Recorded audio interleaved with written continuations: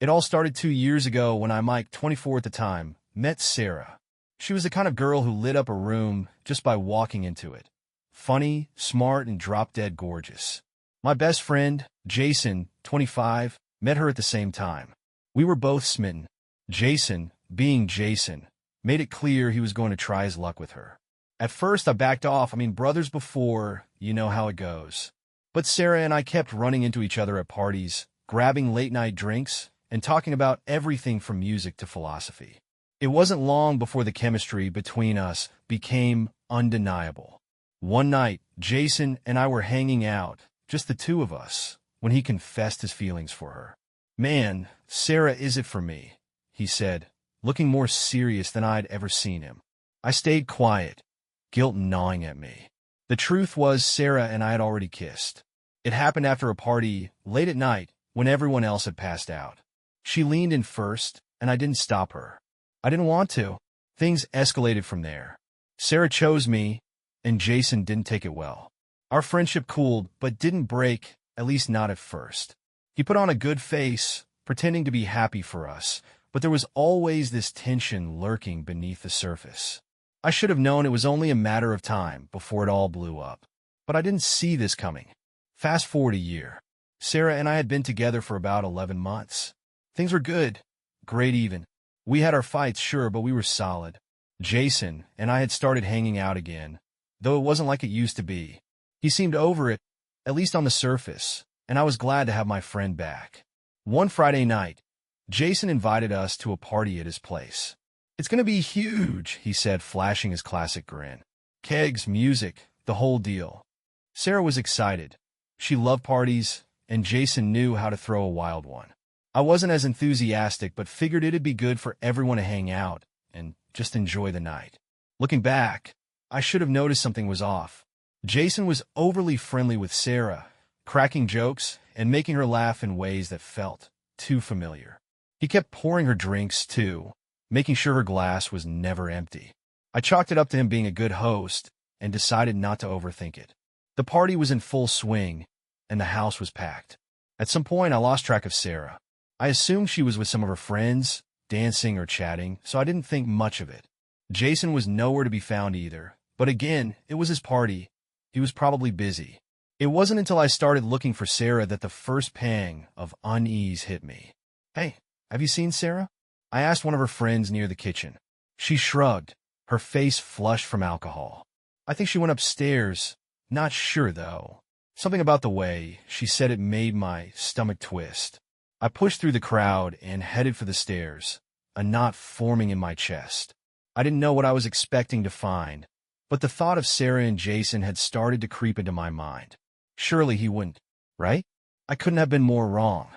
As I climbed the stairs, my heart was pounding like a bass drum. The noise of the party downstairs grew muffled with each step, replaced by the eerie quiet of the upper floor. Most of the doors were shut, but one was slightly ajar, and light spilled out into the hallway. I hesitated. Every nerve in my body screamed at me to turn around, to convince myself this was just a stupid paranoia fueled by too many beers. But something felt wrong, so wrong. I stepped closer. The air felt heavier with every inch. As I reached the door, I could hear faint noises, muffled voices, soft laughter, and something else. I pushed the door open a bit more, careful not to make a sound. That's when I saw them. Jason was sitting on the edge of the bed, shirtless, his hands gripping Sarah's hips as she straddled him. Her back was to me, her shirt halfway off, exposing the skin I had kissed 1,000 times. My vision blurred. For a moment, it felt like I had left my body. I couldn't believe what I was seeing. My best friend, my girlfriend, together. In his bedroom. At his party. I wanted to storm in, to yell, to tear them apart. But for some reason, I froze, standing there like an idiot, my feet glued to the floor. That's when Jason looked up and saw me. His smirk froze mid-laugh, his face paling, as if he'd just seen a ghost. "Mike," he stammered, but he didn't move. Sarah turned her head, her eyes widening when she saw me. "Oh my God," she gasped, scrambling off him and trying to pull her shirt back down. I finally stepped into the room, my fists clenched so tight my knuckles ached. "What the hell is this?" I spat, my voice low and shaking with rage. Neither of them said a word. They just stared at me like deer caught in headlights. The silence only fueled the fire burning in my chest. The silence was unbearable. My voice, raw and dripping with venom, broke it like glass. I asked you a damn question, I shouted, my words ricocheting off the walls. Jason stood up, his hands raised like he was surrendering. Mike, man, listen, it's not what it looks like, he stammered, his voice shaking. Not what it looks like. I snapped, my gaze darting between the two of them. I just caught you with my girlfriend, Jason. What other explanation could there possibly be for this? Sarah was struggling to fix her shirt, her face flushed, not from shame, but from anger. Mike, calm down, she said, her voice defensive. It was just, I was drunk. Don't you dare try to pin this on being drunk. I interrupted, my chest heaving. Drunk doesn't excuse climbing onto my best friend's lap at a party. How long has this been going on? Jason tried to step in, his face pale and sweating. Mike, it was a mistake, all right? It just happened. I didn't plan this. I laughed bitterly, the sound harsh and foreign even to me. A mistake? Just happened? Don't give me that crap. You've been sniffing around her ever since we got together. Jason flinched, but he didn't deny it. That silence hit harder than any words ever could. I turned to Sarah, who had finally managed to pull her shirt back on. And you, I said, my voice cold now. You knew how much he wanted you. You damn well chose me. But I guess that wasn't enough? Was it? Her eyes filled with tears, but I wasn't about to let her play the victim. Don't you dare start crying, I snapped. You don't get to play the victim when you're the one who messed this up. Jason tried to step between us, his hands out like he could somehow defuse the bomb he'd lit. Mike, let's just talk about this, okay? I shoved him hard, sending him stumbling back against the bed. Talk about it? What the hell is there to discuss, Jason? You stabbed me in the back for a piece of ass. And you. I pointed at Sarah, my hand shaking with fury. You're not worth the dirt on my shoes. Her jaw dropped, and she finally spoke, her voice shrill and angry. Oh, so now I'm the bad guy? You weren't exactly a saint, Mike. Always working late, barely paying attention to me. I cut her off with a harsh laugh. Really? That's your excuse? I didn't pay enough attention, so you thought it was okay to be with my best friend? The room was spinning, my rage boiling over, but there was one thing I knew for sure. There was no coming back from this. I stormed out of the room, my mind spinning with anger and betrayal. My chest felt tight, my breath shallow as I tried to process what I had just witnessed. The images replayed in my head like a broken record, each one cutting deeper than the last. But then I felt her behind me, her soft footsteps on the stairs, her presence unmistakable. I didn't turn around. I couldn't. Sarah caught up to me, her voice trembling as she called my name. She didn't waste time with excuses. Instead, she pleaded, her words hitting every tender spot I thought I'd buried. Her tears flowed freely, and despite myself, I noticed how genuine her pain seemed. She grabbed my hand, her touch gentle, desperate. Sarah had always known how to break through my defenses. She didn't need long speeches. She knew my soft side better than anyone. The way she looked at me, vulnerable, broken, made it impossible to ignore her. I wanted to hate her. I wanted to let the anger burn away every ounce of love I felt for her. But when she clung to me, sobbing into my chest, my resolve began to crumble. My anger dulled, replaced by the ache of a heart that still cared. I stood there, torn between my love for her and the betrayal that hung heavy in the air. I knew forgiving her would make me weak, but in that moment, all I wanted was for the pain to stop. Against my better judgment, I gave in, not with words, but with the smallest gesture, a nod, a sigh, a surrender to the emotions I couldn't deny. Sarah clung to it like a lifeline, whispering promises to fix what she had broken. I hated myself for it, but I let her. I let her win. The rest of the night was a haze. I couldn't go back downstairs, couldn't face the music or the people. Sarah stayed close to me, her presence a constant reminder of what had just happened. She didn't speak much, but her silence was loud enough. It screamed guilt, shame, and desperation for things to go back to how they were. We left the party quietly, slipping out without goodbyes. The car ride home was unbearable.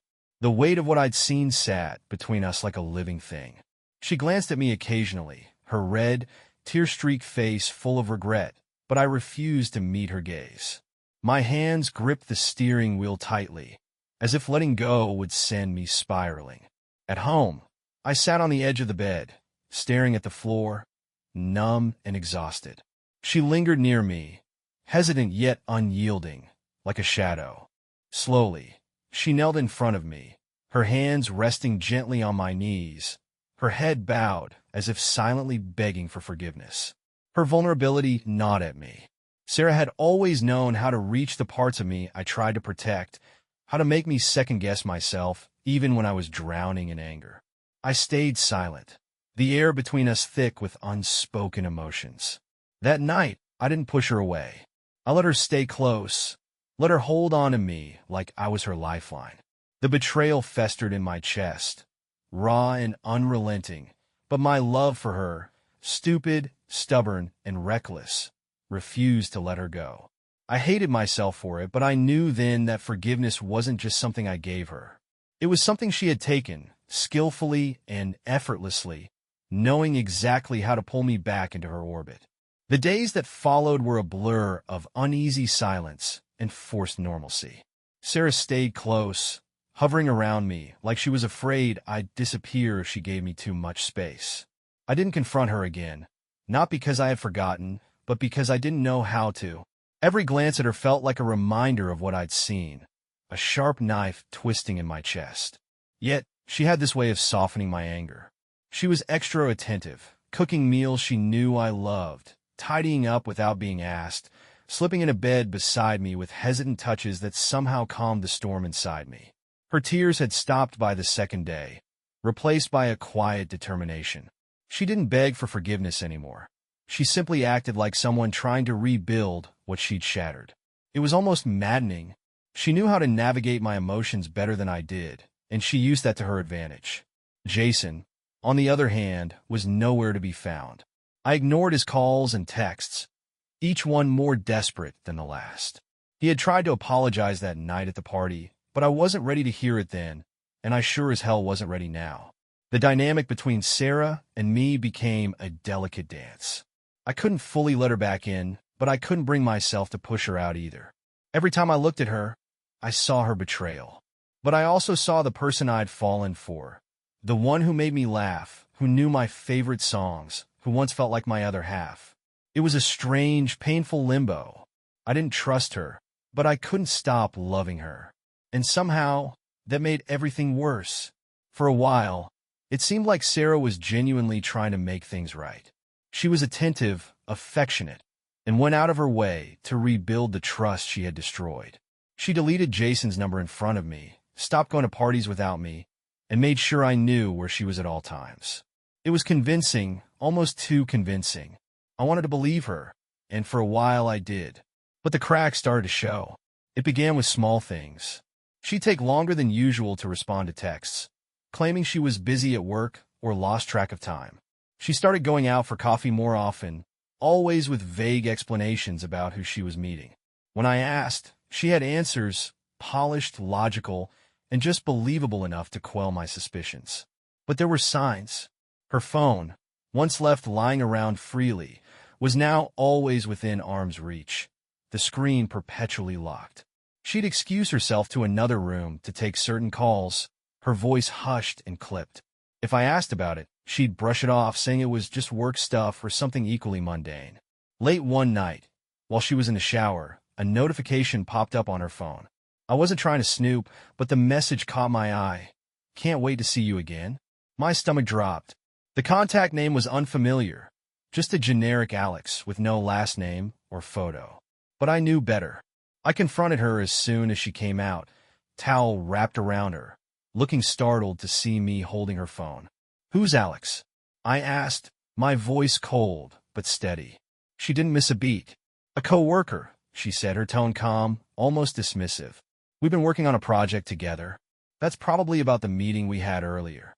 The lie was so smooth, so practiced that for a moment I doubted myself. But the look in her eyes gave her away. It was the same look she'd had the night I caught her with Jason. Wide, defensive, and just a little too innocent.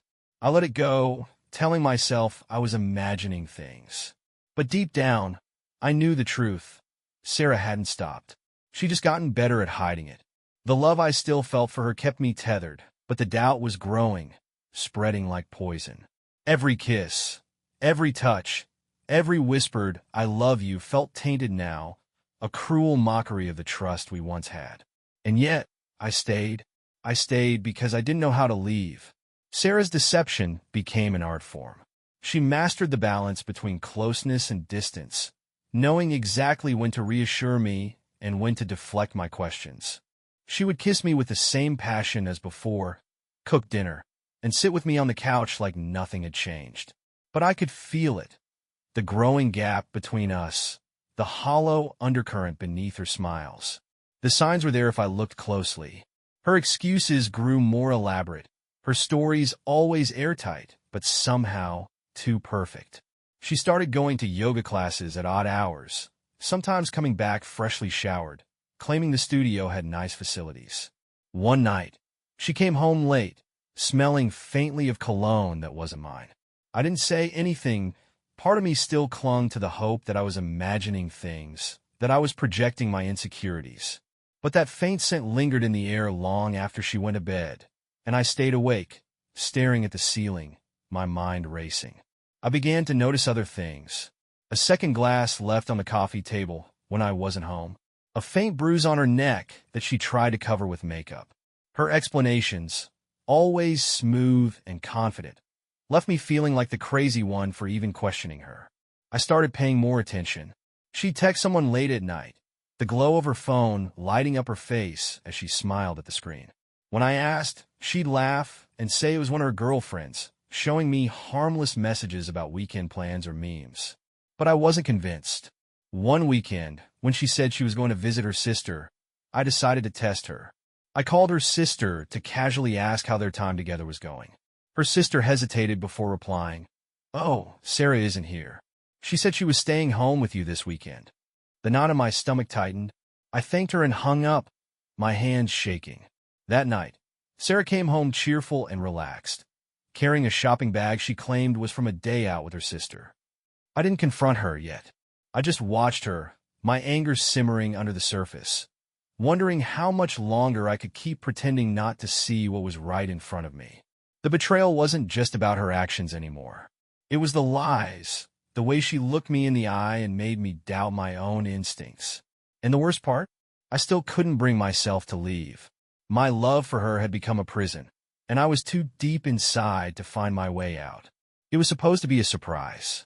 I'd left work early, flowers in hand, eager to celebrate our anniversary. 2 years together, through ups, downs, and the mess of trust we were trying to rebuild. I wanted to believe things could still be salvaged. As I pulled into the driveway, Jason's car was there, parked casually like it belonged. A cold knot formed in my stomach, but I brushed it off. Maybe it was nothing. Maybe I was just being paranoid again. The house was quiet when I stepped inside, eerily so. The kind of silence that feels wrong, that crawls under your skin and warns you to turn back. But I didn't. I climbed the stairs, each step heavier than the last, the faintest of sounds guiding me to the bedroom. The door was ajar, just enough to see movement. I pushed it open and froze. There they were, tangled together in a mess of sheets and bare skin. Her body moved rhythmically, her head thrown back in a way I'd seen 100 times before. But this wasn't for me. Jason's hands gripped her hips, pulling her closer, his face twisted in pleasure. The air left my lungs in a sharp, painful exhale. The bouquet of flowers slipped from my grasp, landing silently on the floor. Time slowed, every second stretching into eternity as I stood there, watching the woman I loved and the man I had once called my best friend betray me in the most visceral way possible. They didn't notice me at first, too consumed in their selfish act. My vision blurred, my fists clenched so tightly that my nails dug into my palms. I felt a wave of emotions crash over me. Rage, disbelief, humiliation, and the unbearable ache of heartbreak. When they finally saw me, The panic on their faces was immediate, but it didn't matter. The damage was done. The betrayal, raw and undeniable, was seared into my memory. I didn't stay. I couldn't. The sight of them, the smell of the room, the sound of their frantic whispers. It was too much. I turned and walked out, leaving the house and everything inside it behind. The flowers remained on the floor, forgotten and crushed, just like the love I had once felt for both of them. Driving aimlessly, I couldn't shake the image from my mind. Every detail felt burned into my memory. Their twisted bodies, the sheets tangled around them, the sounds that had greeted me as I walked into my own home. Rage simmered beneath the surface, but beneath it was a hollow ache that made my chest feel like it was caving in. I pulled over on a quiet stretch of road, gripping the steering wheel so tightly my knuckles turned white. My thoughts spiraled, each one darker than the last. This wasn't just infidelity. It was a calculated betrayal by the two people I had trusted most.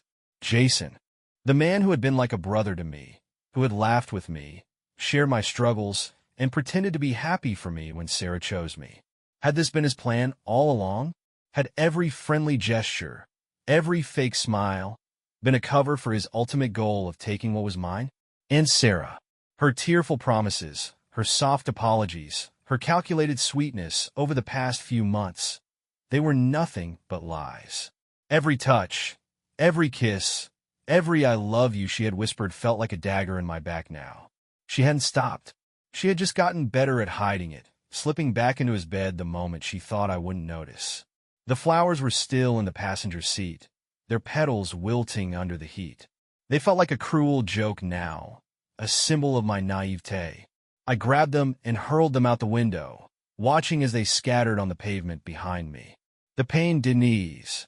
If anything, it intensified, twisting deeper as I sat there in the silence. My phone buzzed in my pocket, but I ignored it. I knew it was her, or maybe him, both trying to salvage what couldn't be saved. The betrayal had broken something inside me, something fundamental. I didn't know if it was my ability to trust, to love, or to feel anything beyond this raw, unrelenting anger. All I knew was that I couldn't go back. Not to them. Not to that house. Not to the life I thought I had. I sat there for hours, the weight of everything pressing down on me, wondering how I'd let it get this far. I checked into a hotel that night, far enough from the house, from her, from everything. It was a cheap, anonymous room with stained carpets and a faint smell of cigarettes. It didn't matter. I wasn't looking for comfort. I just needed to disappear for a while. The first few days were a blur. Bottles of whiskey and cheap beer piled up in the trash can, the only company I allowed myself. The TV droned on in the background, but I didn't pay attention. My thoughts were too loud, circling endlessly around what I'd seen, what I'd lost, and what I'd let happen. Each morning, I woke up with a pounding headache and the same gnawing emptiness in my chest. I stared at the ceiling for hours, questioning everything. How I'd missed the signs, why I'd stayed after the first betrayal, and how I could have let myself love someone so thoroughly unworthy of it. By the end of the week, the self-pity had begun to morph into something else. Clarity. As much as I hated what had happened, I hated what I was becoming even more. The alcohol wasn't dulling the pain. It was amplifying it, turning me into a shell of myself. I couldn't let Sarah or Jason have that power over me. On the seventh day, I woke up sober, the fog in my mind finally lifting. I packed my bag, left the hotel key on the nightstand, and drove back to the house we had shared. When I arrived, the driveway was empty, and the house looked as hollow as I felt. I didn't bother knocking or calling out to see if Sarah was home. I didn't want to see her, didn't want to hear her voice or her excuses. I just wanted to erase myself from her life as quickly as possible. I moved through the house silently, grabbing only what I needed: clothes, personal belongings, and a few sentimental items that had meaning to me and me alone. Everything else, the furniture, the shared photos, the reminders of a life I thought we were building together, I left behind without a second glance. In the bedroom, the sheets had been changed, the room meticulously cleaned. But I could still feel the weight of what had happened there, the ghosts of their betrayal lingering in the air. I didn't linger. Within an hour, I was packed and gone, leaving behind nothing but an empty closet and the keys to the house on the kitchen counter. I didn't leave a note. There was nothing left to say. As I drove away, I felt a strange mix of sadness and relief. The weight of her betrayal still pressed heavily on me, but for the first time in weeks, I felt free. I didn't know where I was going, but I knew one thing for certain. I would never look back. Years had passed since I walked out of Sarah's life, leaving behind the wreckage of our relationship. Time had dulled the pain, and my life had transformed in ways I never thought possible. I had met Emily, a woman who was everything Sarah wasn't: kind, honest, and fiercely loyal. Together, we built a life filled with trust and love, welcoming our firstborn just a few months ago. It was on a mundane Saturday afternoon, while running errands for Emily, that I saw her again. I was in the supermarket, grabbing diapers and formula, when I turned a corner and nearly bumped into a stroller. There she was, Sarah. Her face looked older, worn by years of stress and hardship. She was heavily pregnant, her belly prominent beneath a loose-fitting sweater, and a toddler sat in the stroller, looking up at her with wide, innocent eyes. The child had Jason's unmistakable features: his sharp nose, his dark hair. She froze when she saw me, her eyes widening in a mix of surprise and something else, shame, maybe. "Mike," she said softly, her voice tinged with desperation. I nodded curtly, acknowledging her, but keeping my expression neutral. I had no intention of dragging up the past, but Sarah wasn't about to let me slip away that easily. "Please, can we talk for a minute?" she asked, her voice trembling. I hesitated, but the crowded aisle wasn't the place for a scene. Reluctantly, I stepped aside, giving her room to speak. She launched into her story, her words spilling out like a dam had broken. She told me that Jason had started drinking heavily not long after I left. His temper had turned violent, and she had become his target. The bruises she spoke of were fresh in her memory, if not visible on her skin. She claimed she had nowhere to go, no family to help her, and now she was trapped with a child and another on the way. Her eyes filled with tears as she begged for understanding, for sympathy, for something. "I know I made mistakes," she said, her voice cracking. "But I'm desperate, Mike. I don't know what to do. Please, you were always so good to me. Please help me." I looked at her, feeling nothing but a cold detachment. The pity she sought wasn't there, not anymore. My mind flashed back to the years of deceit, the betrayal, the lies. I thought of Emily waiting at home, her smile, her warmth, and the life we had built together. "I'm sorry for what you're going through," I said evenly, keeping my tone calm but firm. "But I've moved on, Sarah.